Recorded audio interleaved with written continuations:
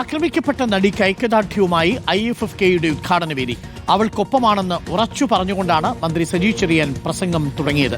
നിറഞ്ഞ കയ്യുടിയോടെയാണ് മന്ത്രിയുടെ വാക്കുകളെ വേദി ഏറ്റെടുത്തത്.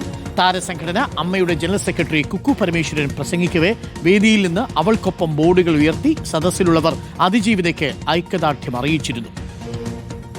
എന്നും എപ്പോഴും അവൾക്കൊപ്പമാണ് IFFK എന്ന് ഊന്നിപ്പറയുന്ന ഉറച്ച നിലപാടിന്റെ പ്രതീകമായിരുന്നു അന്നത്തെ ആ സാന്നിധ്യം. ഈ നിശാഗന്ധിയിൽ ഒത്തുകൂടിയ ആയിരക്കണക്കിന് ഡെലിഗേറ്റുകൾ എഴുന്നേറ്റ് നിന്ന് കുറേ നേരം കരഘോഷം മുഴക്കി. അവർ പ്രഖ്യാപിച്ചു, അവൾക്കൊപ്പമാണ് ഞങ്ങൾ എന്ന് ആവർത്തിച്ച് പ്രഖ്യാപിച്ചു. പെൺപോരാട്ടങ്ങൾക്ക് കേരളത്തിലെ ഏറ്റവും പ്രചോദനകരമായ മാതൃകയായാണ് മലയാളത്തിൻ്റെ പ്രിയ നടിയെ IFFK കാണുന്നത് എന്ന യാഥാർത്ഥ്യത്തിന് ശക്തമായ അടിവരയിടുകയായിരുന്നു അന്ന് ആ വേദി.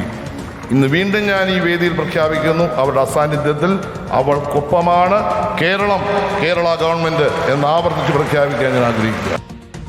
സുനുഷ ഏലൂരുണ്ട്. സുനുഷ ഏലൂർ, അന്നും ഇന്നും എന്നും അവൾക്കൊപ്പമാണ് എന്നാണ് സർക്കാർ പറഞ്ഞത്. ഇന്ന് IFFK വേദിയിൽ നേരത്തെ ഹാഷ്ടാഗ് ഇടണം അവൾക്കൊപ്പം എന്ന് പറഞ്ഞുകൊണ്ട് സംവിധായകൻ തന്നെ മന്ത്രിക്ക് കത്തയച്ചിരുന്നു.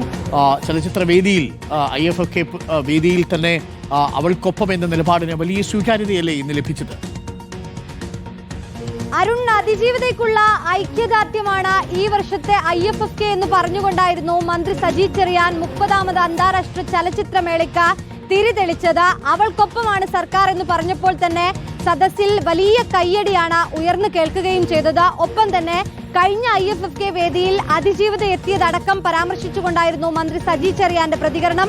അന്ന് നിശാഗന്ധിയിൽ ഒത്തുകൂടിയ ഓരോ ആളുകളും താൻ അവൾക്കൊപ്പമാണ് എന്ന് പറയുന്നതാണ് കണ്ടത്. അത്തരത്തിൽ മാതൃകാപരമായ പ്രചോദനമേകുന്ന കാഴ്ചയായിരുന്നു കണ്ടിരുന്നത്. അതേ രീതിയിൽ തന്നെ ഉറപ്പിച്ചു പറയുകയാണ്, സർക്കാർ എല്ലാ കാലത്തും അവൾക്കൊപ്പമാണ്.